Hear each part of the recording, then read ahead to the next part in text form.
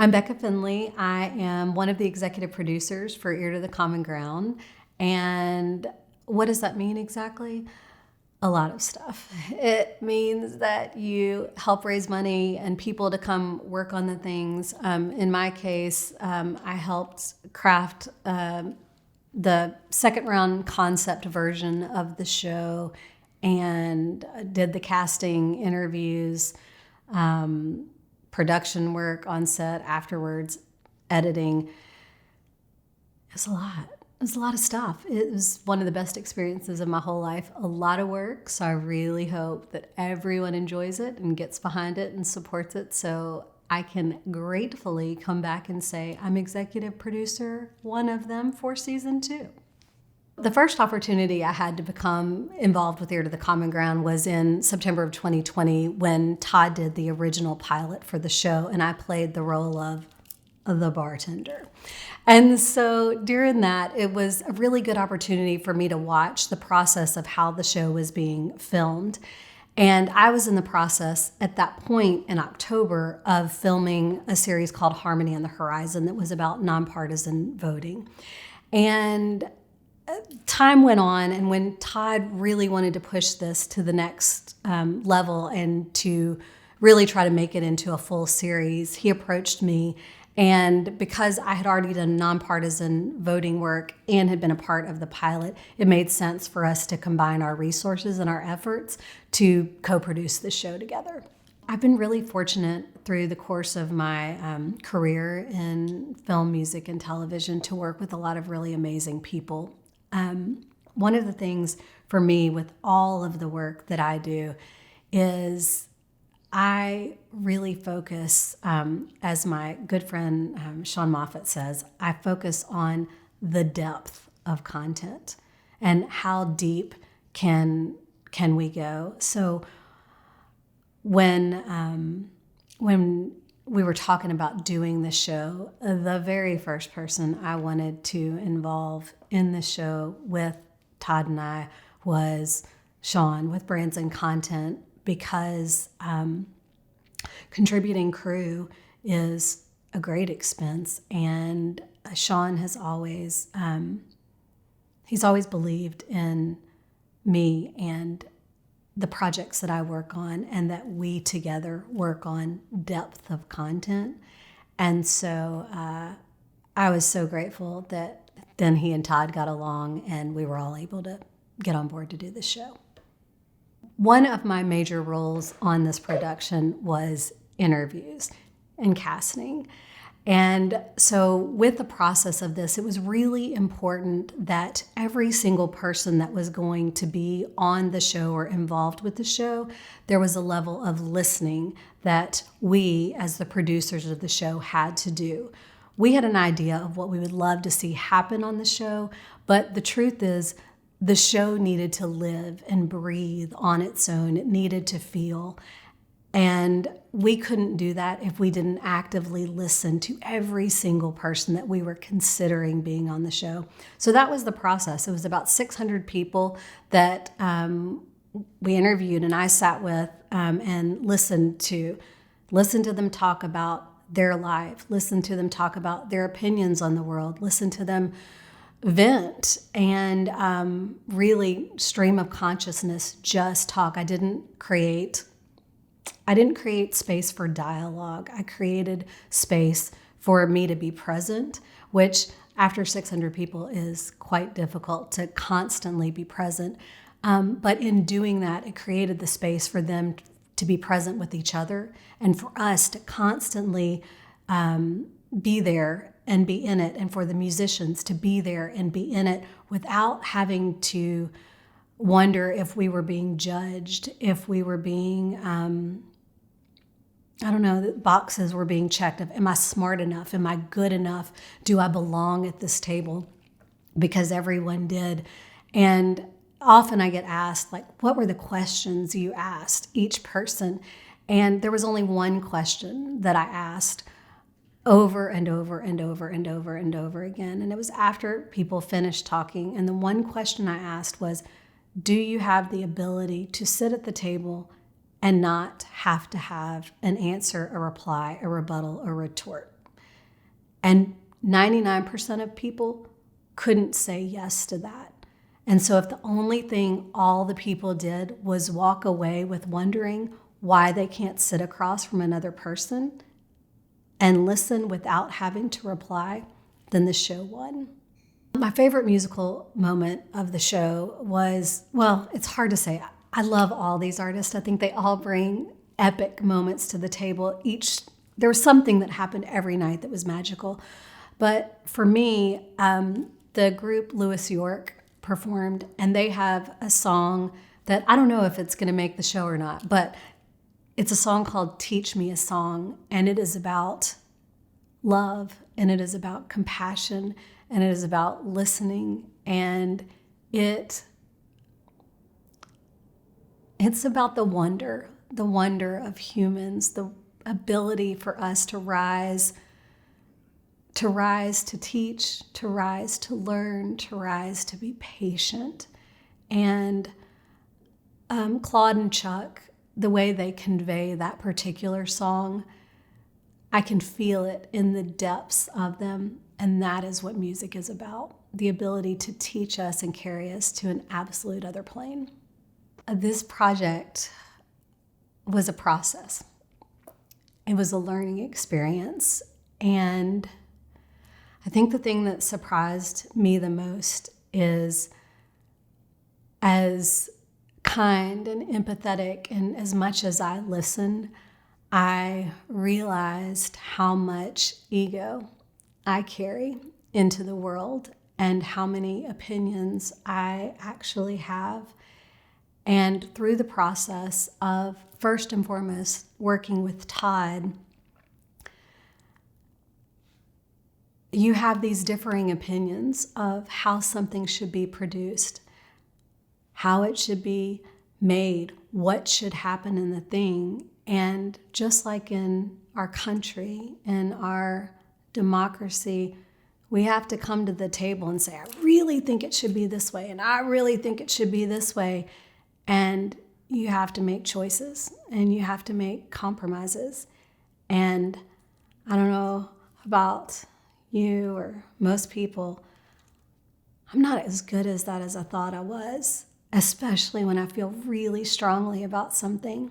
And so I think that was surprising to me, was to acknowledge my own weakness in that area and have to make compromises for the best thing for the project, and that you have to let credit go and it becomes our idea versus my idea. And then through the process with all the people at the table, watching that same dynamic happen of, I really want to be right. I really want to be acknowledged for being correct, and being willing to not only be incorrect, but be willing to change. And then after you change, being willing to honor that it was all about a process. And I was surprised how hopeful this made me for working with other people, for our country. And I don't know, it changed me.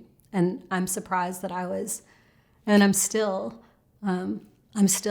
deeply moved by getting to be a part of this. So I'm from Monroe, Louisiana, and there is an artist in Louisiana known as the Queen of Soul, and her name's Irma Thomas. And her music taught me what it means for people to come together of all different backgrounds. So like Tennessee has Dolly Parton, Louisiana has Irma Thomas. And when you would go to an Irma Thomas show, or someone would have Irma Thomas playing in their house, it was always about a gamut of emotions. It wasn't just fun emotions. It was deep racial injustices. It was probing. It was questioning. It made you think but also made you move and it made you feel. And in Louisiana, all we ever do is eat. And so it's eat, it's dance, it's music. And it didn't matter. It didn't matter where you came from. It didn't matter who you belonged to. It didn't matter where you grew up. If you could walk in a space and join in, all you had to do was join in and let it absorb you, then nothing else matters. So music, food, laughter, kindness, compassion, that's what life is about. That's what the gift of divinity is. And it fuels all of our souls. And I don't know anyone who wouldn't agree to that. So my hope for this series is that everyone gets to first experience what I did and come out from watching this with hope that our country is gonna be okay, that we as humans are better than we think we are. That's my first hope, is that I got to leave because I was here all the time. I get to leave with that. Other people don't. That's what I want for people. Of course, I want a season 2. Yeah, we need to have more of this. And I think the third thing is that people take time to listen more, to quit having to have an answer. A good answer? I don't know. Let me do some research. Let me think about it. Tell me a little bit more. Let me listen. I think if we could do that and put down our phones and sit around a table and chill, I don't know, get involved with your local government, go run for city council, go get on the school board, do something. Quit sitting in front of the TV, watch the show, but go do something, contribute, get involved. That's what I hope. I am a massive sweet eater. I could let go of dinners all day long and do nothing but eat sweets. So this is a tough question for me, which dessert I like the most. But the one I appreciated the most was Kashana's dessert. It was her dad's recipe. And I love the way that she talked about how he makes 2 or 3 things well, and that's it. But that cheesecake was one of them. And so I would say Kashana's dad's cheesecake, for me, that was the one.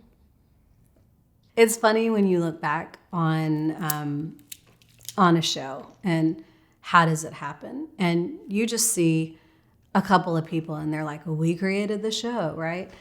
There are so many people that it takes to make a show. I mean, it's insane. And the crew that we had on this show, it was months and months of pre-production, and then the actual production was essentially 17 days straight of production, long hours. And Celia Houghton was our production manager. And if you don't know Celia, she's a writer for American Songwriter magazine, a staff writer. And this isn't her bailiwick. And she did this out of the goodness of her heart. But every day she had this hill, a massive hill to run up and down, up and down, and up and down, and up and down, and up and down with food. And she's the tiniest human alive. I mean, little bitty fairy tiny. And it was hard. And there was days that it was raining and storming. And she just, every day with a smile on her face and always happy. And then our audio crew with Andy and Eric, and our video crew with, oh my gosh, there were so many of them, and I'm not going to say all their names because I'm not going to remember, because the only one right now I can remember is Peter and Ronaldo. So everyone else, I'm sorry. I'm just blanking right now. I'm on the spot. But Joe, Matt, there we go in the background. See? Joe, Matt, they're all there. Anyway, it was a massive crew, and everyone showed up. Everyone showed up every day. We went through the process, and everyone worked so hard. So it takes a village. And then, not to mention Randy on the back end with editing and commenting and helping us with all the things we needed help with. It was an amazing crew and an amazing experience, but it couldn't get done. It couldn't get done without the crew. So we would be remiss not to mention and thank them for all their hard work, because they are the ones who made everyone able to be heard and seen, and really heard and seen. Without them, it didn't happen.